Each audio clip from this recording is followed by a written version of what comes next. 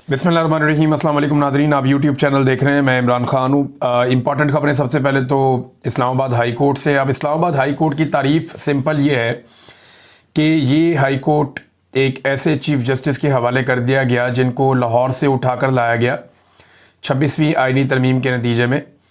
Justice Yahya Afridi इनको लाहौर से लेकर आए और 15वें नंबर से उठा के ला के यहाँ पे इस्लामाबाद हाई कोर्ट में चीफ़ जस्टिस बना दिया। इससे पहले आईने पाकिस्तान इसकी इजाज़त नहीं देता था कि किसी और हाई कोर्ट से किसी जज को ला के दूसरे हाई कोर्ट में बिठा दिया जाए। तो 26वीं आइनी तरमीम में इसका रास्ता खोला गया और फिर वहाँ से एक जज को लाकर यहाँ पे इस्लामाबाद हाई कोर्ट में चीफ़ जस्टिस बना दिया गया। अब तब से लेकर अब तक इस्लामाबाद हाई कोर्ट ने 2-4 चीज़ें बड़ी इंपॉर्टेंट की हैं। नंबर 1, इंसानी हकूक़ के मामलात को तो दफना कर रख दिया है। पाकिस्तान तहरीक इंसाफ और पाकिस्तान तहरीक इंसाफ से जुड़े लोगों को दीवार के साथ लगा दिया है। इंसाफ नापैद हो गया है। हुकूमत की चाकरी चल रही है अदालत में। और जो नए आने वाले जजेस हैं, यानी जितने जजेस वहाँ मौजूद थे वो सारे इंसाफ पसंद जज थे। अब जितने नए आने वाले जजेस हैं वो उनको अहम तरीन जगहों पे अहम तरीन पोजीशंस के ऊपर उनको रखा गया। तमाम अहम केसेस उनके सामने लगाए जाते हैं। मिसाल के तौर पे जस्टिस जहांगीरी, इन्हें अब काम से रोक दिया गया है। ये अदालत के अंदर जब समाअत हो रही थी तो बड़ी तादाद में वकला वहाँ पे मौजूद थे, तो अदालत में ऐसी कोई बात करने की कोई शायद ज़रूरत ही नहीं हुई जज साहिबान की। ये 2 रुकनी एक बेंच बना हुआ था और इसको भी हेड कर रहे थे chief justice Islamabad high court justice Dogar. अब जस्टिस जहांगीरी वो जज हैं जिन्होंने सबसे पहले आवाज़ उठाई थी जिन जजों में कि एजेंसियाँ मुदाखलत करती हैं हमारे काम में, हमें दबाव में लेती हैं और हम पर असरअंदाज होती हैं हमारे फ़ैसलों पर, लिहाजा जो एजेंसियां हरकतें कर रही हैं उनको रोका जाए। ये उन जजेस में से एक हैं। अब जब इन्होंने एजेंसियों के खिलाफ आवाज़ उठाई थी तब से इनको दीवार के साथ लगाने का सिलसिला शुरू हो गया था। जस्टिस जहांगीरी पे एक तो इल्ज़ाम ये है या प्रॉब्लम ये है इनसे कि इन्होंने जो इंटेलिजेंस एजेंसियाँ हैं अदालती मामलात में उनकी मुदाखलत को नापसंद किया था और उसके खिलाफ आवाज़ उठाई थी। दूसरा, ये वही जज साहब हैं जो ट्रिब्यूनल थे, यानी इस्लामाबाद के जो तीनों हलके हैं वो इनके पास गए और इन्होंने रिकॉर्ड मंगवा लिया कि असली फॉर्म 45 लेकर आओ ताकि दूध का दूध और पानी का पानी हो जाए। तो उसको यानी इस दौरान में बहुत सारी अब एस्टेब्लिशमेंट का प्रॉब्लम ये है ना, उन्होंने पूरा इलेक्शन ही चोरी किया हुआ है। पाकिस्तान का पूरा इलेक्शन एस्टेब्लिशमेंट ने चोरी करके हारने वाले उम्मीदवारों को दे दिया और PMLN की हुकूमत बना दी। अब ये जो है इस पे आर्टिकल 6 लगता है, ये संगीन गद्दारी का मुकदमा है। अब एस्टेब्लिशमेंट इससे बचना भी चाहती है। तो जस्टिस जहांगीरी जो है वो इसमें इंसाफ देने लगे थे और इस्लामाबाद की तीनों सीटों पे धांधली साबित होने लगी थी। और मैं आपको उन दिनों में ये कह रहा था कि अगर ये बंद टूट गया तो बहुत बड़ा सैलाब आएगा, फिर बाकी जगहों पर भी इंसाफ हो सकता है। लेकिन ये रास्ता बंद करने के लिए जस्टिस जहांगीरी के ऊपर एक इल्ज़ाम लगा दिया जी कि इनकी जो डिग्री है वो जाली है। मिसाल के तौर पे जब ये वकील बने तो इनकी डिग्री तब जाली नहीं थी। जब ये डिप्टी प्रोसिक्यूटर बने तब भी डिग्री ठीक थी। जब ये डिप्टी अटॉर्नी जनरल बने तब भी डिग्री ठीक थी। जब एडवोकेट जनरल बने तब भी डिग्री ठीक थी। इस्लामाबाद हाई कोर्ट का जज बन गए तब भी डिग्री ठीक थी। बस जैसे ही इन्होंने 3 हलके खोले इस्लामाबाद के और जैसे ही इन्होंने आवाज़ उठाई कि जनाब एजेंसियां मुदाखलत कर रही हैं हमारे काम में, तो साथ ही डिग्री जो है वो फारिग कर दी गई। ये नाज़रीन हालात हैं।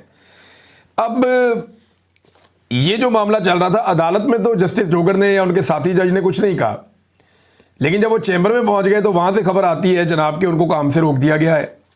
हालांकि ये मामला सुप्रीम कोर्ट में अभी पेंडिंग है।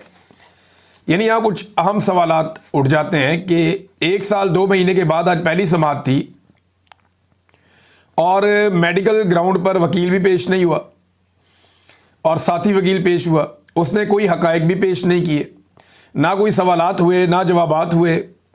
तो ये इतना बड़ा फैसला कैसे आ गया, ये सवाल सब उठा रहे हैं।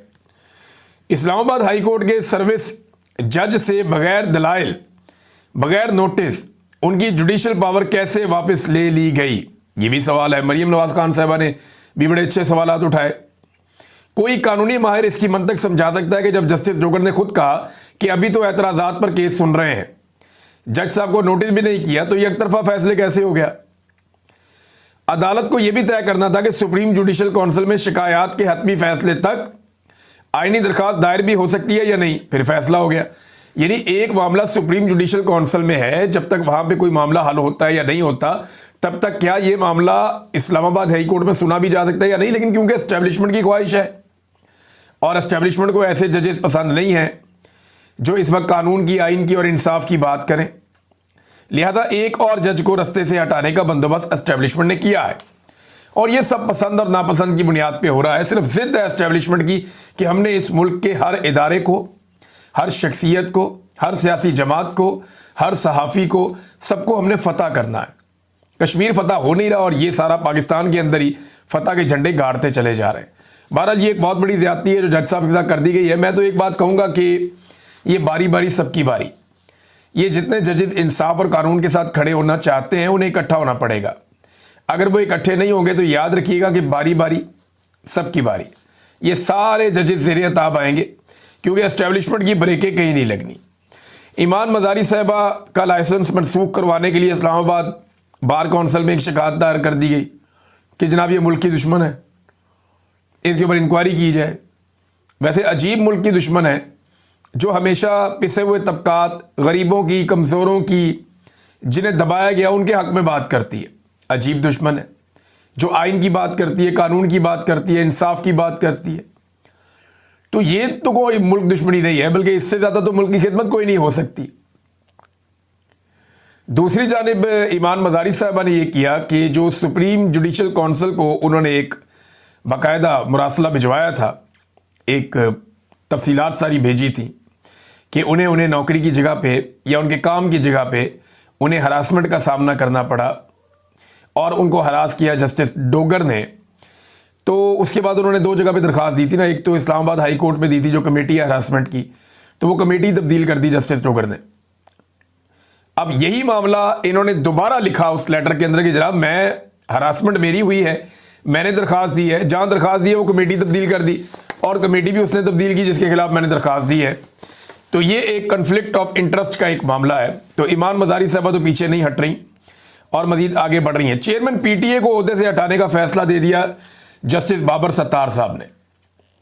ये तफसीली फैसला 99 इसके पेजीज है, लेकिन देखें इसके ऊपर क्या बात करनी है। कल जस्टिस डोगर बैठेंगे दोबारा और एक डीबी बिठाएंगे और इस फैसले को उड़ा देंगे। ज़्यादा 1 2 3 दिन 4 दिन ये फैसला नहीं टिकेगा, इसलिए कि इंसाफ और कानून के मुताबिक होने वाला हर वो फैसला जो पाकिस्तान की मिलिट्री एस्टेब्लिशमेंट को या किसी रिटायर्ड जर्नैल को भी सूट ना करता हो, ये रिटायर्ड जर्नैल है ना चेयरमैन पीटीए, तो इसको भी अगर सूट नहीं करता तो जस्टिस डोगर है ना, जस्टिस डोगर जनाब बैठेंगे और बैठ के इसको उड़ा देंगे अपने एक साथी जज के साथ अपील में। तो ये होना है और मैं आपको पहले से बता रहा हूँ। नाज़रीन, पाकिस्तान की क्रिकेट जो है वो बहुत अजीब तरीके से तबाह बर्बाद हो गई है।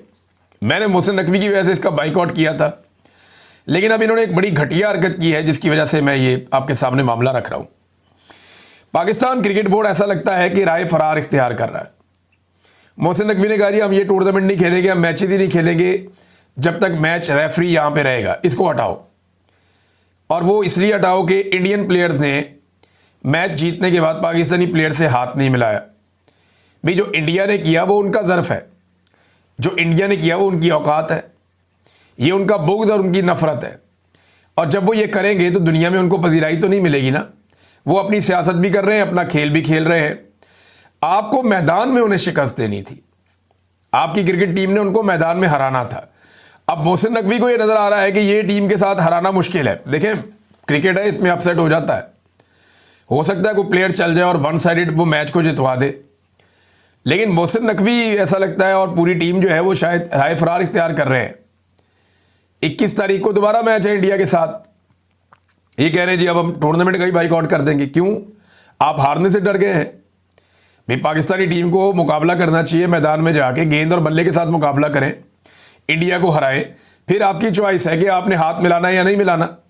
आप हाथ नहीं मिलाएंगे तो हिसाब बराबर कर देंगे, आप हाथ मिलाएंगे तो आप भारत को इखलाकी मैदान में एक बड़ी शिकस्त दे देंगे। ये पाकिस्तान के पास ऑप्शन है।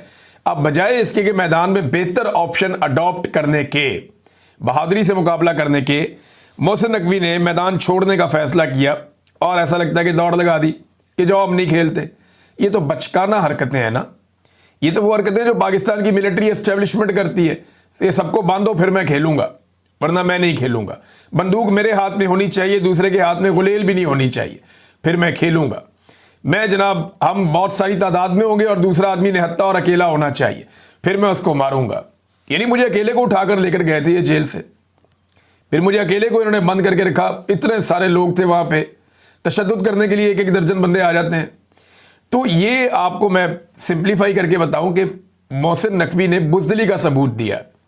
बहादुरी तो ये थी कि अपनी टीम को कहते कि मैदान में इंडिया को शिकस्त दो और फिर इस एटीट्यूड का बदला लो। लेकिन आसान रास्ता है ना, दौड़ जाओ। तो पाकिस्तान टीम को खिलाना चाहिए 21 तारीख को मैच इंडिया के खिलाफ, और फिर उसमें जो भी नतीजा हो सो हो। अगर इंडिया दोबारा जीत जाता है और फिर वो हाथ नहीं मिलाता, तो ये रिस्क शायद ये नहीं लेना चाह रहे। तो इमरान खान साहब एक बात कहते थे बड़ी इंटरेस्टिंग, वो हमेशा कहते थे कि हारता वो है जो हारने से डरता है। यानी जो हार का खौफ है वो आपको जीतने नहीं देता। ये प्रॉब्लम रहती है जिन लोगों को खौफ हो। इमरान खान साहब ने जेल से एक स्टेटमेंट और भी दिया है। ये बैरिस्टर सैयद अली ज़फ़र साहब मिले हैं।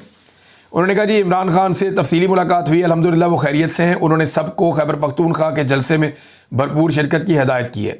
इमरान खान ने कहा कि उन्हें झूठे और बेबुनियाद मुकदमात की कोई परवाह नहीं है। कल तोशाखाना केस में गवाहों के बयानात से साबित हो गया कि वो झूठी गवाही दे रहे हैं। खुद कह दिया एक गवाह ने कि मुझे दबाव डाल के, मुझे डरा धमका के मुझे ये कहा गया कि ये वाली गवाही दो। इमरान खान के खिलाफ खुद एक गवाह ने खड़े होकर यह कहा अदालत में कि मुझे डरा धमका कर कहा गया, नतायज की धमकी मुझे मिली थी, तो मैंने वो कहा जो मैंने इमरान खान के खिलाफ कह दिया। फिर तो ये एक गवाह कल यहां तक पहुंच गया, लेकिन जज साहब कह रहे हैं फिर भी। और इमरान खान को तोशाखाना में इन्होंने सजा देनी है, उसके ना अब कुछ नजर आ रहे हैं, इशारे आ रहे हैं। यानी आज खबरें चलाई जा रही थी जानबूझकर तोशाखाना के हवाले से कि जनाब जरदारी ने जनाना कपड़े तोशाखाना में जमा करा दिए, मरियम ने जानमाज जमा करा दी तोशाखाना में, आसिम मुनीर ने टी सेट जमा करवा दिया तोशाखाना में, शहबाज शरीफ ने इलेक्ट्रिक गाड़ी जमा करवा दी तोशाखाना में। तो ये तोशाखाना में जमा तो करवा दिए, लेकिन असल हक़ाइक़ तो सामने लेकर आओ कि शरीफ खानदान और जरदारी खानदान आज तक तोशाखाना से लेकर क्या क्या गया और कितने में लेकर गया। तोशाखाना से सबसे ज़्यादा माल आज तक जो सियासी खानदान ले गए उनमें जरदारी खानदान और नवाज खानदान है। शरीफ खानदान और जरदारी खानदान ने सबसे ज़्यादा हाथ साफ किया तोशाखाना पे। अभी ये जो फेवरेट वज़ीर आज़म था निगरान एस्टेब्लिशमेंट का, ये काकड़ अनवारुल्लाह काकड़, ये कितने तोहफे तोशाखाना से लेकर गया, जरा वो भी पता करवा कर देख लें, आपको पता चल जाएगा। भर भर के तोहफे वो भी ले गया। चलें, आसिम मुनीर साहब ने ये टी सेट तो वापस कर दिया, लेकिन ये पता करें कि आर्मी चीफ को कितने तोहफे मिले हैं। यानी मुख्तलिफ आर्मी चीफ आते रहे हैं ना। चले पिछले 5 या 10 आर्मी चीफ का रिकॉर्ड निकाल लें कि पिछले 10 आर्मी चीफ को तोशाखाना में टोटल कितने तहाइफ मिले हैं और वो तहाइफ वो कितने पैसे देकर अपने अपने घर ले गए और किस फार्मूले के तहत वो अपने अपने साथ ले गए।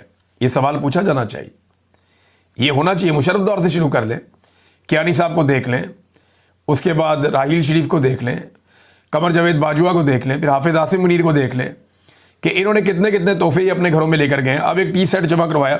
ये सारी एक ना फेस सेविंग बनाई जा रही है और एक माहौल बनाया जा रहा है कि इमरान खान साहब को तोशाखाना में सजा देनी है। और ये इसके इशारे हैं, जिन्हें समझ आ जाए उनको आइडिया है कि अब क्या होने जा रहा है। बहरहाल इमरान खान साहब ने कहा कि कोई भी मुल्क जहां कानून की हुक्मरानी हो, ऐसा केस फौरन खारिज कर दिया जाता है। उन्होंने कहा कि उनकी अहलिया बुशरा बीबी उनकी ताकत है। उन्हें सिर्फ इमरान खान को ज़हनी अजियत देने के लिए कैद तन्हाई में रखा गया है, मगर वो मजबूत हैं और अपनी जद्दोजहद से पीछे नहीं हटेंगी। खैर, सियासी खवातीन को इस तरह के सलूक का निशाना बनाना पाकिस्तान की माशरती रवायात के ख़िलाफ़ है और उसकी तारीख में कोई मिसाल नहीं मिलती। इमरान खान ने दौलत मुश्तरका यानी कॉमनवेल्थ की रिपोर्ट के हवाले से भी गुफ्तगू की, जिसमें 8 फरवरी के इंतखाबात में वसी पैमाने पर धांधली साबित की गई और हुकूमत पर बुनियादी सियासी हुकूक जैसे कि आज़ादी इज़हार राय और इज्तिमात के इनेकाद पर पाबंदी का इल्ज़ाम लगाया गया है। इमरान खान ने कहा कि यह दुनिया की तारीख का सबसे ज़्यादा धांधली ज़दा और फ्रॉड इलेक्शन था। कोई भी बाइखलाक हुकूमत होती तो इस रिपोर्ट के बाद इस्तीफ़ा दे देती। नाज़रीन, ये रिपोर्ट जो है वो अमेरिका और बरतानिया के अखबारात में छप रही है और तनकीद भी हो रही है इस रिपोर्ट को लेकर दौलत मुश्तरका या जो कॉमनवेल्थ है उसके ऊपर, कि जनाब ये रिपोर्ट इन्हें शाया करनी चाहिए थी, लेकिन आज पौने 2 साल हो गए हैं, तो अब जाके ये रिपोर्ट लीक हुई है। तो कॉमनवेल्थ को ये रिपोर्ट पहले शाया करनी चाहिए थी। उनके ऊपर बहुत तनकीद हो रही है, और तनकीद ये हो रही है कि पाकिस्तान की मिलिट्री एस्टेब्लिशमेंट ने अपना असर रसूख इस्तेमाल करते हुए ये रिपोर्ट रुकवाई थी। अब देखें ना, मुफ्त में तो रुकती नहीं है, ऐसा तो नहीं होता कि कॉमनवेल्थ आपकी रिपोर्ट रोक दे और मुफ्त में रोक दे। आपको हर चीज़ की कीमत अदा करनी पड़ती है ना। डोनाल्ड ट्रंप ने लंच करवाया था, तो कोई लंच फ्री नहीं होता। पाकिस्तान को बहुत सारी मादनियात देनी पड़ी हैं, मुआहदे करने पड़े हैं एक ऐसी कंपनी के साथ जिसकी ये कैपेसिटी नहीं है। बहुत छोटी सी कंपनी है, बहुत मामूली उसकी हैसियत है, लेकिन अमरीकी कंपनी है, उसके साथ इनको मुआहदा करना पड़ा और जैसे उन्होंने चाहा वैसे करना पड़ा। तो हर चीज़ की आपको कीमत देनी पड़ती है। अब इसराइल का मामला हो, ईरान का मामला हो, चाइना का मामला हो, रशिया का मामला हो, पाकिस्तान को बहुत सारी बातें अमेरिका की माननी पड़ेंगी। लंच जो किया हुआ है आपने। तो अब नादरीन, इस वक्त इमरान खान साहब का ये पैगाम आपने सुन लिया जो जेल से आया। पंजाब बार काउंसिल का एक इलेक्शन होने जा रहा है नादरीन, और ये जो पंजाब बार का इलेक्शन है ना, ये बहुत इंपॉर्टेंट है। पंजाब बार का इलेक्शन 1 नवंबर को हो रहा है। पंजाब बार का इलेक्शन अगले 5 साल में मुल्क में आइन और कानून की हुक्मरानी या पामाली के लिए अहम होगा। अगर फतह इमरान खान की हो जाती है तो हुकूमत के लिए मसाइल पैदा हो जाएंगे, मौजूदा रजीम के लिए। और अगर हुकूमती हमायत याफ्ता वकील जीत जाते हैं तो फिर 27वीं आइनी तरमीम समेत आइन में मजीद सुराख धड़ल्ले से किए जाएंगे, ये शाकिर महमूद साहब कह रहे हैं। तो क्योंकि देखें ना, आइन का बेड़ा गर्क तो पहले हो गया है, अब इनको मजीद हौसला चाहिए। अपने बंदे जितवाने के लिए सर तोड़ कोशिश करते हैं। सुप्रीम कोर्ट में भी ये अपना बंदा लेकर आए, हर जगह पे अपना बंदा लेकर आते हैं। इस्लामाबाद हाई कोर्ट में ये हुआ कि जीते इमरान खान के नाम पे वोट लेकर और बाद में जाकर गोद में बैठ गया एस्टेब्लिशमेंट की, ये भी हुआ। तो अब यहाँ पे भी जो है वो देखना ये है कि पाकिस्तान तहरीक इंसाफ का हमायत याफ्ता उम्मीदवार जो है, उनका अपना उम्मीदवार जीतता है या हुकूमत अपना उम्मीदवार जितवा पाती है। वकला की जो तादाद है वो नो डाउट वो पाकिस्तान तहरीक इंसाफ के साथ है, उनकी सपोर्ट इधर है।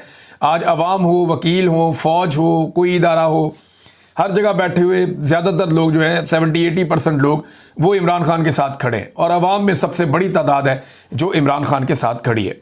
एस्टेब्लिशमेंट इस वक्त ये चाहती है कि दर्जा हरारत कुछ कम हो जाए, लेकिन इमरान खान साहब कोई स्पेस देने के मूड में दिखाई नहीं दे रहे। एस्टेब्लिशमेंट कहती है कि ज़रा थोड़ा दर्जा हरारत कम हो जाए, लोग ज़रा इकट्ठे हो जाएं, आपस में मिलकर बैठ जाएं ताकि कोई इस्तेहकाम आ जाए, क्योंकि जब तक सियासी इस्तेहकाम नहीं होगा तब तक मुल्क में मुआशी इस्तेहकाम नहीं आएगा। 3.5 साल इन्होंने टकरे मार के देख लिया, लेकिन ये पाकिस्तान में इस्तेहकाम नहीं ला सके। पाकिस्तान तहरीक इंसाफ में भी कई लोग कहते हैं थोड़ा बहुत इमरान खान साहब पीछे हट जाएं, लेकिन इमरान खान साहब बिल्कुल स्पेस देने को तैयार नहीं है। वो नहीं मान रहे ये बात कि वो आसिम मुनीर से शिकस्त खाएंगे। बड़ी उनकी स्ट्रेट पॉलिसी है। नाज़रीन, गंडापुर एक मरतबा फिर अडियाला के बाहर पहुंच गए। अब अडियाला के बाहर वो जाते हैं, शो करते हैं कि मैं इमरान खान को मिलने आया हूँ। ऐसे थोड़ी होती है मुलाकात। गंडापुर एक सूबे का वज़ीर आला है, वो अच्छी तरह जानते हैं कि मुलाकात करने के लिए उन्हें कौन सी चीज़ कहाँ से बंद करनी पड़ेगी। उन्हें पता है कि किस जगह पे वो रुकावट डालेंगे या किस जगह पे वो अपना पाँव ज़ोर से ज़मीन पे रखेंगे तो फिर उनकी मुलाकात इमरान खान साहब से जेल में करवा दी जाएगी। ये गंडापुर साहब बहुत अच्छी तरह जानते हैं। वो सिर्फ ऐसा लगता है कि पब्लिक में एक गिमिक के तौर पे वो जाते हैं वहाँ पे जेल में, और जेल के